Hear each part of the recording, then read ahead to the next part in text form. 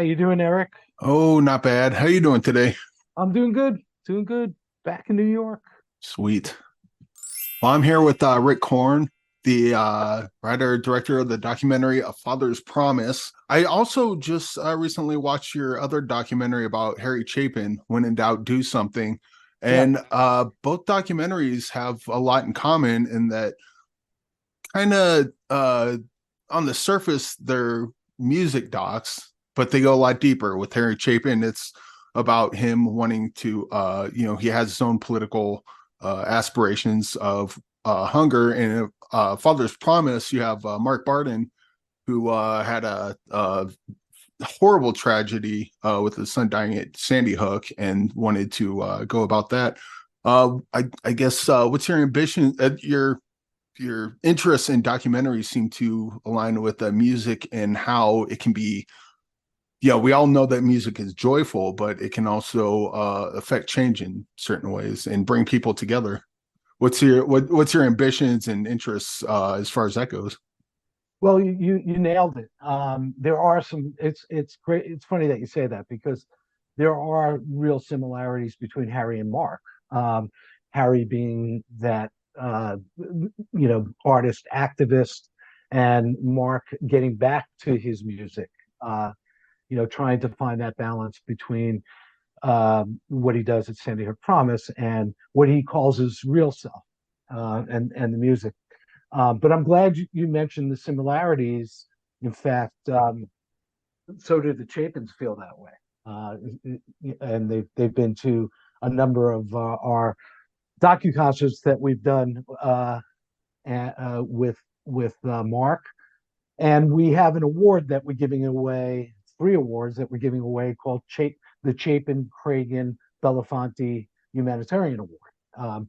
Harry after Harry Chapin and Ken Cragen, who's the great manager who pulled together We Are the World and Hands Across America, and Harry Belafonte, who was the great artist activist.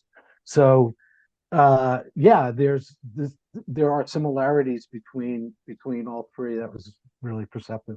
A lot of what Mark has done has been trying to do what he can to stop school shootings, whether through gun laws or just letting people know about school shootings and what can be done to prevent those. Well beyond, because I mean, not gonna lie, gun laws are an uphill battle.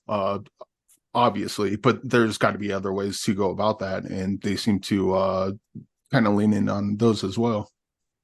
Yeah, I think Mark says it best in the film, and we were talking about it earlier today, that it takes a long time for Washington to act.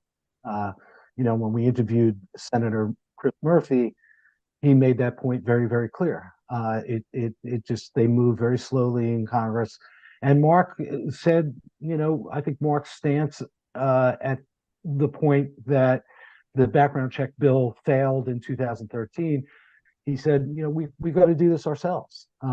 So let Washington be Washington. It's going to take time, but there are things that we can do as individuals, not just as artists or filmmakers, that can help prevent gun violence in our communities.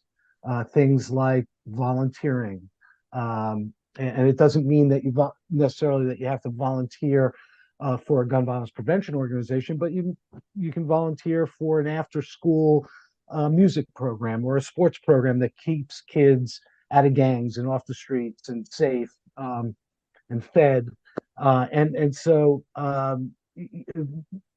focus with this film and what we're doing with Artists for Action, and what Mark's focus is with Sandy Hook Promise is, there are things we can do, and they've created these programs that are in all 50 states. And that is pretty amazing. They're making progress that way and letting Washington be Washington. What do you think with the Harry Chapin documentary and maybe hopefully what this documentary can bring forth? Like what's some success you've had with the Harry Chapin documentary that's kind of shed light on his hunger issue, and with that, what do you kind of hope that maybe similar or hopefully more, because I mean, hunger is bad, but school shootings are unfortunately very prevalent. What are some I guess what's the idealistic hope that this documentary can bring forth? Well, with the Harry documentary, Harry had started in 1975. He had started Why Hunger, which is a very big organization now, and they have a lot of media coverage. They do their Hungerthon every year, which is on Sirius radios and other radio stations around the country. So they get a lot of media, which was the point that when Harry and Bill Ayers started Why Hunger, it was really going to be more of a media organization to get out there and let people know that there are things they can do about hunger. In our particular case, we're starting at that same point where we're hoping that this documentary will enable people to do something about gun violence, point them in the right direction. We have three things. We've got number one, volunteer. Number two, if you can, donate. And number three, vote. Voting is really, really important because that's what's holding up some of these, you know, common sense gun laws because you've got, way too many politicians that are, getting money from the NRA. And, that movement has a lot of money to it. What we're trying to do is match and surpass that movement with a movement for, gun violence prevention. Has there been any has there been any thought to, I would say, raising security in schools, but I think honestly having any security in schools, because you don't see, like, for instance, you don't hear of mass shootings at a courthouse. And you don't hear of mass shooting at any number of places. And these places, what they have in common is they have security, as opposed to schools, or even here in Colorado, it was years ago, we had that shooting at the Batman movie, and Right. their response to that was put a sticker on the front that said "Don't bring guns in." And I'm like, I think you can do a little better than that. Yeah. Well, there's two things. One, yeah, schools and other places like movie theaters and bowling rinks and so forth. It's hard to put metal detectors in every place. It's very expensive. But what can be done is preventing these tragedies from happening in the first place, right? Yeah. And that's Sandy Hook Promise's focus, and we're leaning into that because if you take the main Lewiston, Maine shooting that happened a couple of weeks ago, that horrible shooting, that could be the poster child for preventing gun violence because they had that guy every which way. His Army Reserve unit warned, his family warned, his place of employment warned, but they had a law called the yellow, I forget what they call it, but the yellow gun law that was just a just a caution, but not, hey, this guy could do something here. Let's make sure that he doesn't get his hands on guns, and let's make sure he gets the help that he or she needs. It's mostly men. He needs to make sure that it doesn't happen.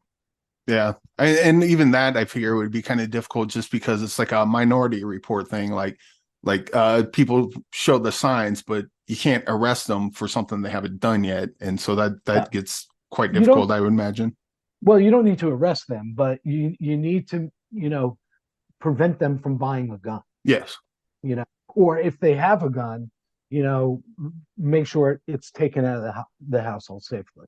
And that, I mean, just with a friend of mine whose son-in-law was, acting erratic, kind of, you know, uh, bipolar, and he has a gun in the house.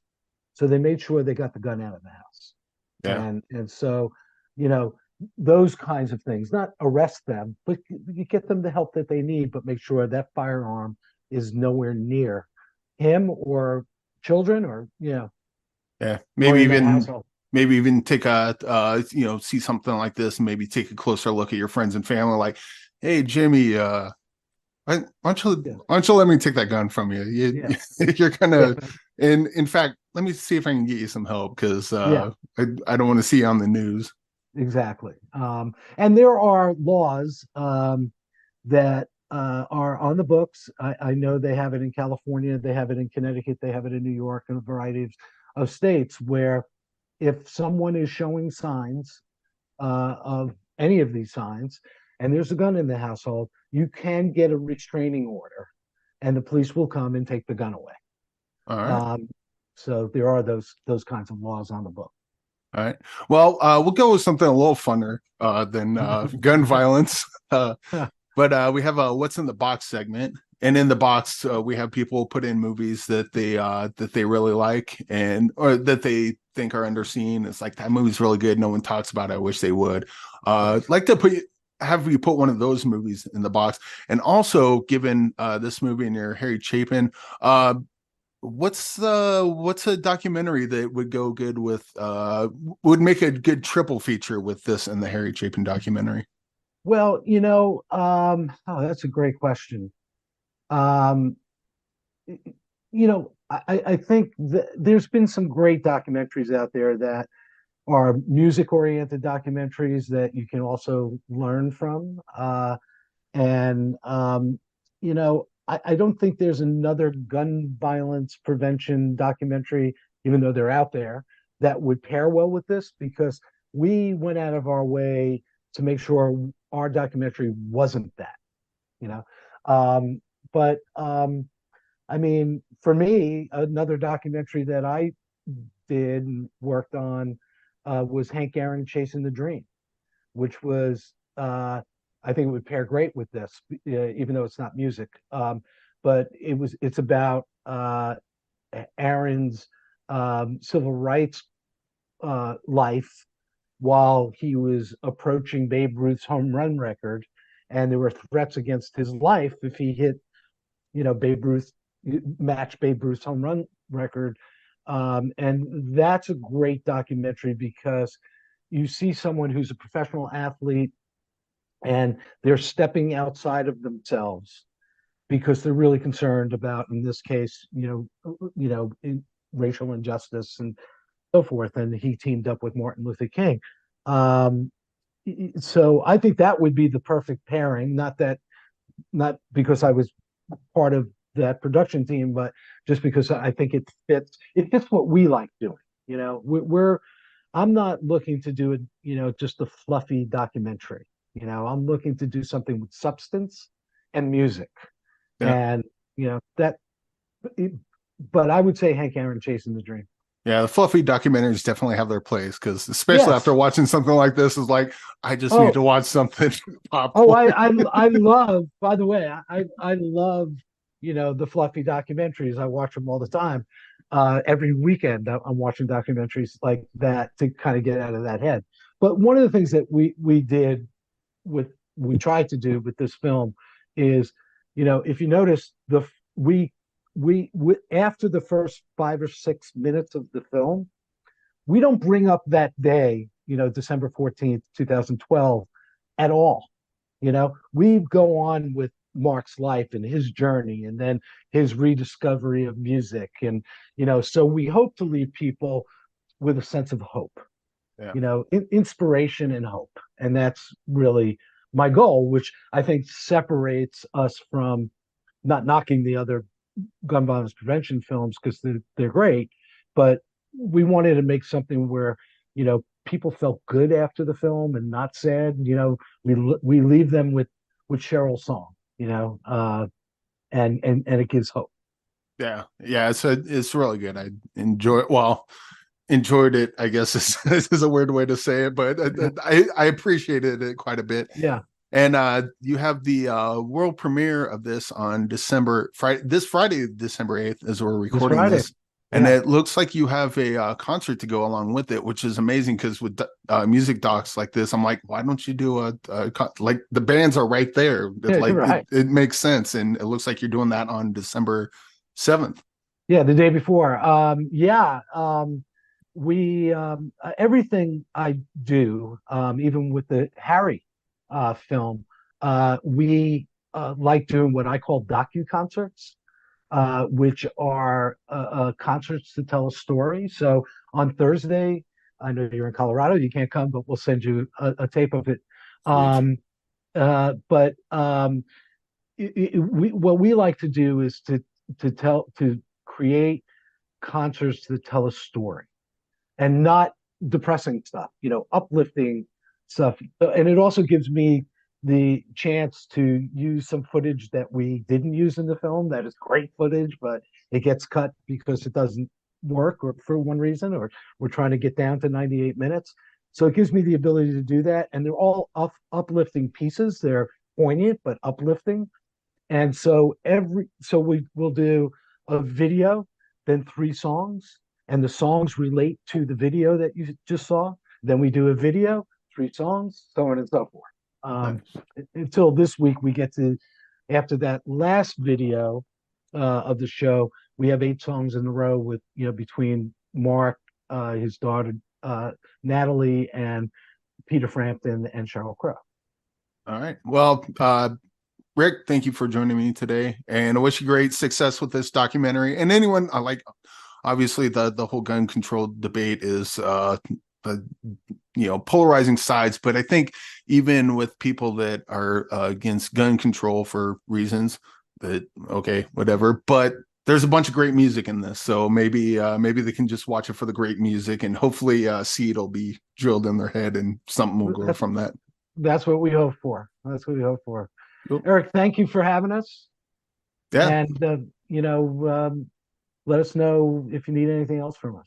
Oh yeah, I definitely would love to see any video for that show on Thursday. Wish I could go to Oh, that. absolutely. Yeah, yeah. No, we'll send that to you for sure. All right. Well, thank you, Rick.